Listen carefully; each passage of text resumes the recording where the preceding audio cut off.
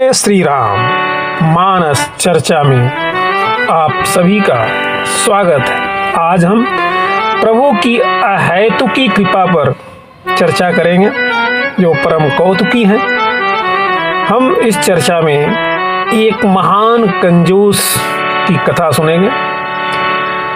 प्रगट चारि पद धर्म के कलि मोह एक प्रधान, एन केन विधि दिन्हे दान करई कल्याण। धर्म के चार चरण सत्य, दया, तप और दान प्रसिद्ध हैं, जिनमें कलि में एक दान रूपी चरण की प्रधानता है। जब किसी प्रकार से आप किसी भी प्रकार से दान देते हैं तो वह दान आपका कल्याण करता है।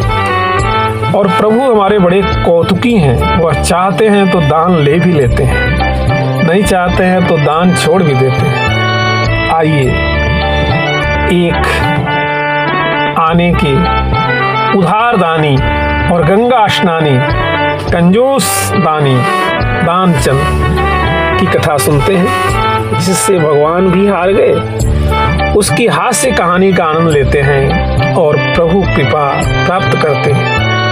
एक समय की बात है, एक बहुत ही कंजूस इंसान था। उसका नाम दानचंद था। उसके पास धन तो बहुत था, परंतु उसने कभी किसी को दान नहीं किया। उसने प्रण ले रखा था कि जीवन में कभी किसी को कुछ भी दान नहीं करना है। उसके घर से कुछ किलोमीटर पर ही गंगा जी बहती थी, परंतु वह कभी गंगा स्नान करने भी नहीं गया, क्योंकि गंगा स्नान करने के बाद पंडों को, पुजारियों को, ब्राह्मणों को कुछ दान दक्षिणा देनी होती है। गंगा स्नान के बाद दान करना पड़ेगा। इसी डर से वह कभी गंगा स्नान करने ही नहीं गया। लेकिन दान का डर उसके दिमाग में परमानेंट भरा रहता था कि दान करना पड़ेगा, दान नहीं करूँगा, दान मैं कैसे करूँगा। इस दान का भय उसके दिमाग में, दान ही शब्द दान बनकर उसके दिमाग में घर कर गया था।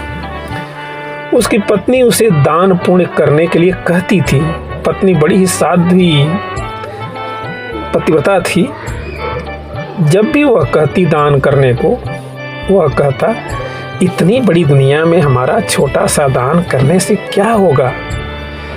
एक दिन उसकी पत्नी अड़ गई, जिद कर गई, देखो भाई, अब तो आपका बुढ़ापा आ गया, आप दान पुण्य तो कुछ करते नहीं, कम से कम एक बार जाकर गंगा स्नान कराओ। पत्नी की बात मानकर उसने गंगा स्नान करने की हामी भर दी। उसके घर से गंगा नदी, बताया मैंने, थोड़ी दूर पे ही थी। रास्ते में कहीं पैसा खर्च ना हो जाए, किराया भाड़ा भी थोड़ा ही था गंगा नदी जाने का। लेकिन उसने कहा नहीं, पैसा खर्च नहीं करना है, इसलिए पैदल ही चलना है। वह गंगा नदी तक पैदल ही चला गया, लेकिन दान के डर से डरा हुआ था, कहीं कोई दान मांगने वाला न मिल जाए, मुझे दान न करना पड़े। यह भावना को परम कौतुकी प्रभु समझ रहे थे।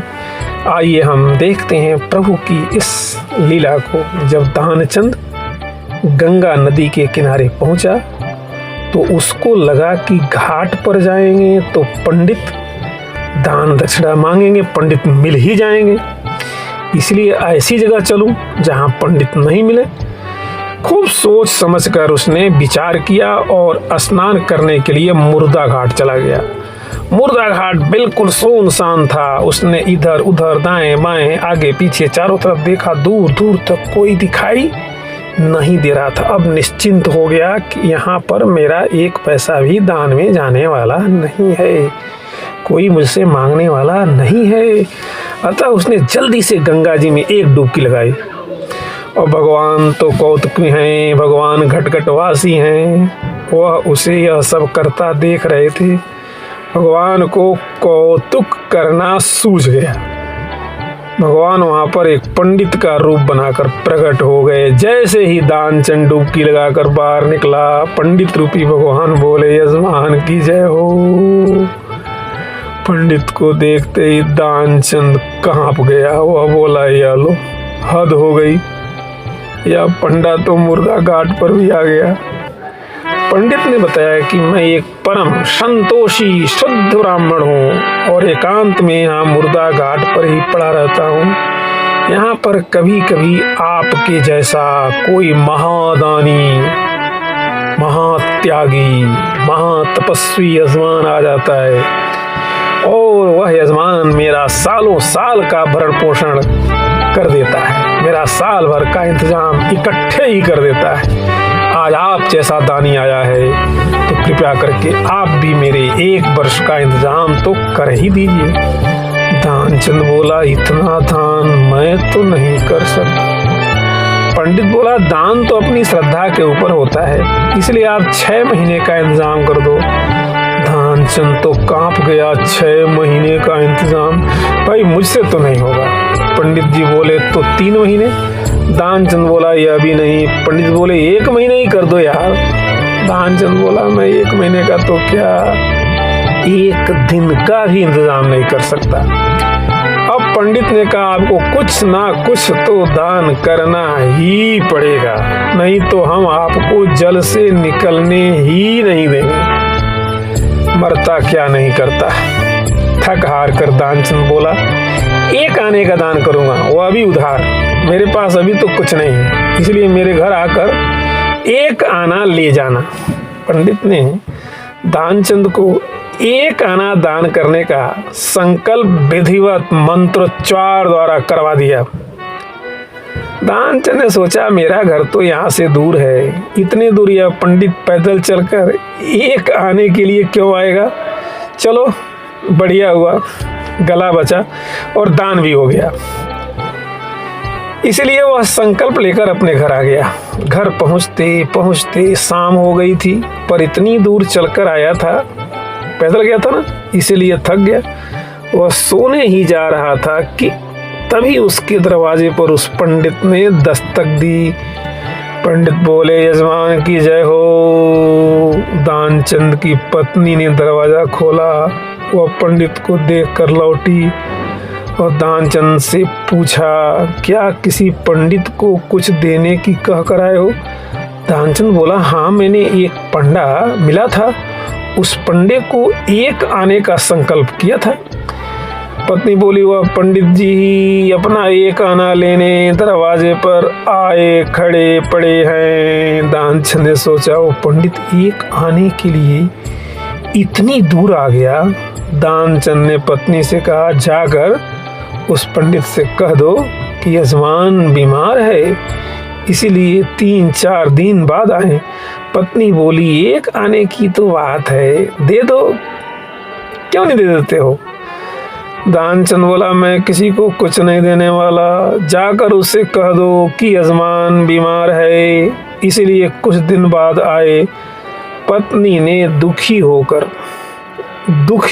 दुखी जैसा मुंह बनाया और पंडित जी के पास आकर बोली, महाराज, मेरे पति आज इतनी दूर पैदल चल कर गए थे, इसीलिए वे बहुत थक गए हैं और बीमार हैं, इसीलिए आप 3-4 दिन बाद आना। पंडित बोला, धन मिले या न मिले, लेकिन वे हमारे यजमान हैं, यजमान बीमार है और पंडा चला जाए, ऐसा नहीं हो सकता।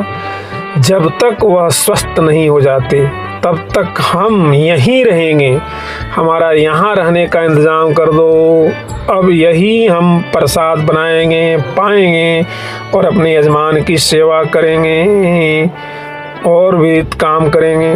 क्या करेंगे प्रभु का भजन करेंगे, यहीं पर प्रसाद ग्रहण करेंगे, फिर भजन करेंगे। पत्नी लौट कर गई अपने पति दानचंद जी के पास और दानचंद जी को सारी की सारी व्यथा कथा सुना दिया।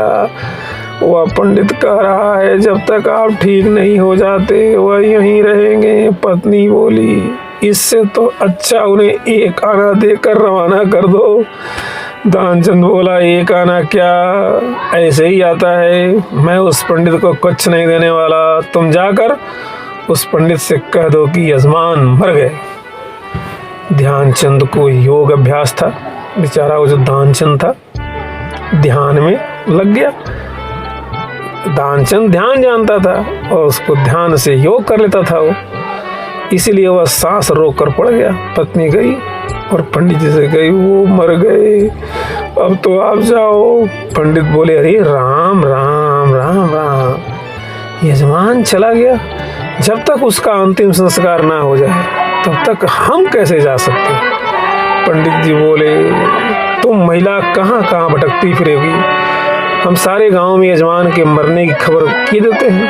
पंडित जी सारे गांव में खबर कराए कि दानचंद जी मर गए। सारा गांव दानचंद जी के घर इकट्ठा हो गया, लेकिन दानचंद ऐसा विचित्र आदमी एक आना बचाने के लिए सांस रोके पड़ा था। गांव के लोगों ने दानचंद को मुर्दा घोषित कर दिया और मुर्दा समझकर बांध लिया। अब उसकी पत्नी सही में रोने लगी और रो रो कर बोली, यह मरे नहीं हैं। गांव वाले बोले, बहन यह तो तुम्हारा मोह है, जाने वाला तो गया, इसीलिए धीरज रखो। पत्नी बोली, अरे किस बात का धीरज रखूं, यह मरे ही नहीं है। गांव वाले दानचंद को बांधकर अंतिम संस्कार के लिए ले गए। पत्नी बेचारी रोती रह गई, लेकिन वह विचित्र आदमी इतना सब कुछ होने के बाद भी सांसें रोके पड़ा था। उसके साथ पंडित बने भगवान भी पीछे पीछे चल दिए। भगवान ने सोचा, हद हो गई, हम कहीं नहीं हारे, पर आज तो इस दानचंद से हम हार ही गए। ऐसा गजब का विचित्र आदमी हमने कहीं नहीं देखा।